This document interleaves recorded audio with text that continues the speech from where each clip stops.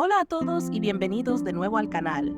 Espero que estén listos para continuar explorando los fascinantes conceptos del libro de Urantia. Y en esta serie estamos desentrañando los misterios profundos y las enseñanzas filosóficas del prólogo de este extraordinario libro. En nuestro último video hablamos sobre el concepto de Dios, la fuente centro primera y el yo soy. Discutimos cómo estos conceptos están interrelacionados y cómo la Trinidad, compuesta por el Padre Universal, el Hijo Eterno y el Espíritu Infinito, funciona para unificar y coordinar las diferentes facetas de la deidad. También profundizamos en cómo nuestra percepción finita de la realidad está limitada y cómo el Ser Supremo representa la máxima realidad de la deidad que podemos comprender. Antes de adentrarnos en el tema principal de hoy, que es la relación entre la realidad del universo y el concepto del yo soy, es importante recordar que la forma en que nosotros, los seres finitos, entendemos la realidad es siempre parcial e imprecisa. Esta realidad, tal como la percibimos, está contenida en el Ser Supremo. Sin embargo, existen realidades anteriores y eternas que están más allá de nuestra comprensión directa y que forman parte de lo que llamamos realidades superfinitas.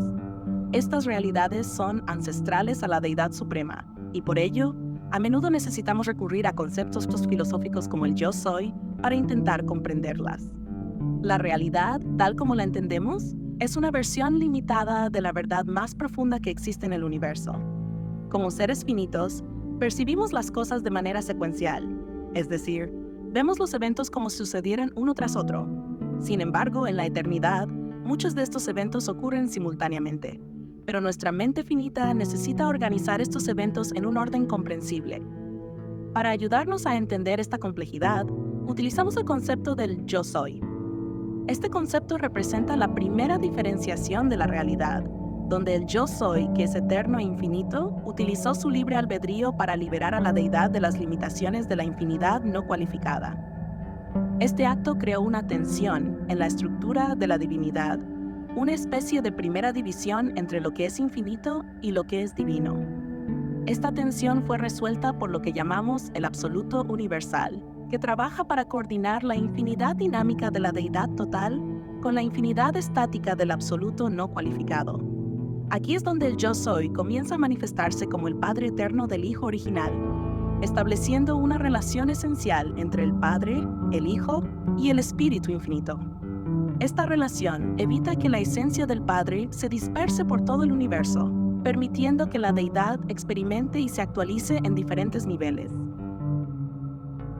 El yo soy es una herramienta filosófica que nos permite conceptualizar algo que está más allá de nuestra comprensión. Nos ayuda a entender la realidad eterna y sin fin de la deidad.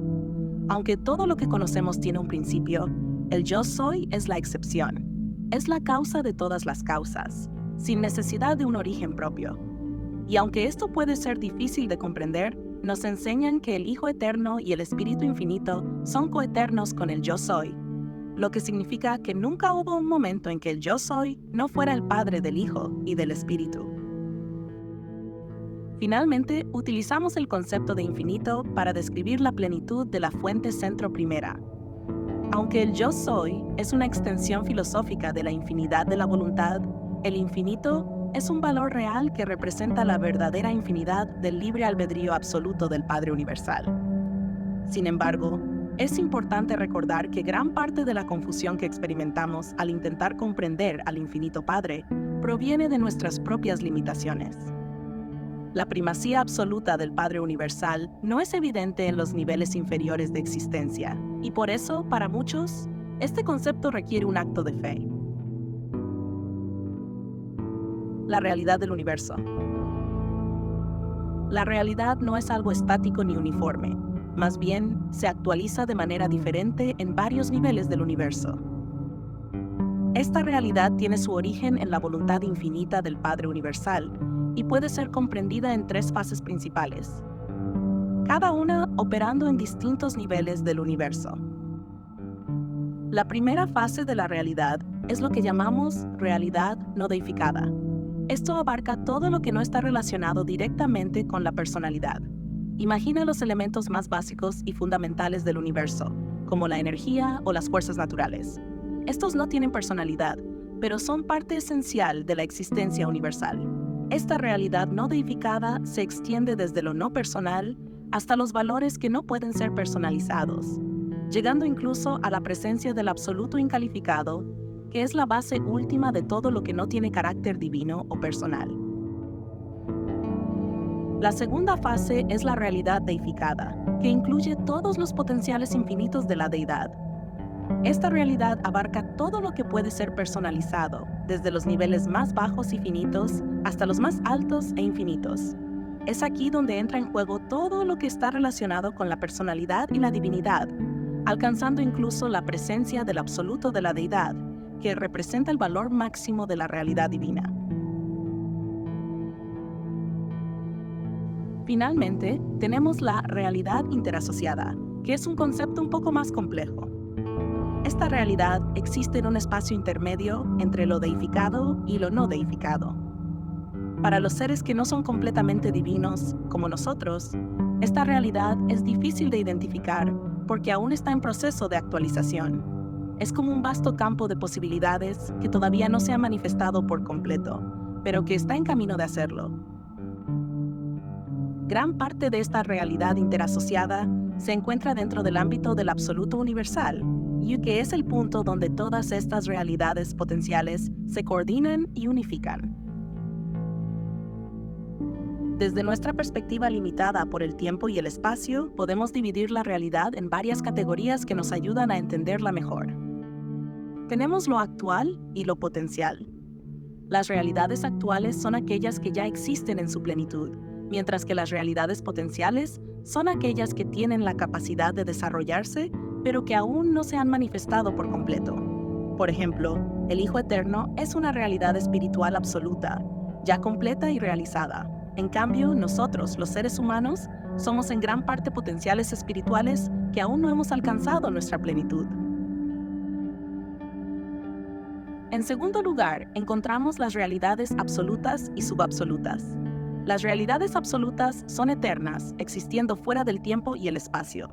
Las subabsolutas, sin embargo, se proyectan en dos niveles. El nivel absoluto, que es relativo tanto al tiempo como a la eternidad, y el nivel finito, que se proyecta en el espacio y se actualiza en el tiempo. En tercer lugar, tenemos lo existencial y lo experiencial. La deidad del paraíso, por ejemplo, es existencial, lo que significa que siempre ha existido y no depende de la experiencia. Por otro lado, el Ser Supremo y el Último son realidades que emergen y se desarrollan a través de la experiencia. Por último, podemos hablar de lo personal e impersonal. La expansión de la deidad, la expresión de la personalidad y la evolución del universo están siempre influenciadas por la decisión original del Padre Universal. Esta decisión separó lo que es espiritual, mental y personal de lo que es impersonal y material, centrando lo personal en el Hijo Eterno y lo impersonal en la isla eterna del paraíso. El término paraíso en el contexto del libro de Urantia se refiere a una realidad central que incluye tanto lo personal como lo no personal en todas las fases del universo. Cuando hablamos del paraíso, estamos hablando de un lugar o estado que es el origen, la función y el destino de todas las cosas, desde la energía espiritual, mental y material hasta la personalidad y la deidad misma. Es como decir que todo lo que existe proviene del paraíso, opera a través de él y eventualmente regresa a él. Ahora, cuando nos referimos a la isla del paraíso, estamos hablando de un lugar especial dentro del universo. Esta isla es lo único que no se mueve. Es estacionaria y fija, lo que la hace única en todo el cosmos. A diferencia de todo lo demás que está en constante movimiento, la isla del paraíso permanece inmóvil. Esta isla no tiene una posición en el espacio como un planeta, pero aún así es el punto central del control de la gravedad material que ejerce la fuente centro primera, o sea, Dios en su máxima expresión. Imagina un imán gigantesco en el centro de todo, que mantiene todo en su lugar pero no se mueve. Así es la isla del paraíso. Es el origen real de todos los universos físicos, los del pasado, presente y futuro. Es importante destacar que aunque la isla del paraíso está conectada con la deidad, no es exactamente una deidad en sí misma. Es más bien un derivado, algo que proviene de la deidad pero que no es divino en su totalidad. De manera similar, las creaciones materiales del universo no son parte de la deidad, sino que son consecuencia de ella, como una sombra que sigue a una persona. El paraíso, aunque no crea, tiene una influencia gigantesca sobre el universo. Es el controlador absoluto de muchas de las actividades que ocurren en los universos, especialmente en lo que tiene que ver con la fuerza, la energía y el poder. Es como el director de orquesta que controla cómo reaccionan y se comportan todas las fuerzas materiales y energéticas, pero no es parte de la creación misma. Imagina que el paraíso es como el timón de un barco gigantesco. No es el barco, no es el mar, pero sin él todo el viaje sería imposible. Finalmente, es crucial entender que el paraíso es único, no tiene igual y está aislado de los demás universos. No hay nada que represente al paraíso y el paraíso no representa a nada más. No es una fuerza ni una presencia, simplemente es el paraíso, un concepto central en el que se basa todo lo demás. Y con esto llegamos al final de nuestro cuarto video en esta serie dedicada al prólogo del libro de Urantia. Si te ha gustado este video, no olvides darle like y suscribirte al canal para no perderte los próximos episodios, donde seguiremos desentrañando los misterios de este increíble libro. Y si tienes alguna pregunta o comentario, me encantaría leerlo abajo. Nos vemos en el próximo video, donde continuaremos con esta apasionante exploración.